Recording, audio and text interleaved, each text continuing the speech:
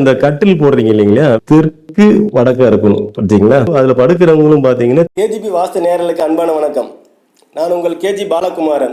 தலைமை படுக்கறை வீட்டினுடைய கன்னி மூலை பாகம் அப்படிங்கிறது தென்மேற்கு மூலை, தென்மேற்கு மூலை அப்படிங்களா. அந்த மாதிரி மூலையில வந்து நீங்க வந்து அமைக்கணும்.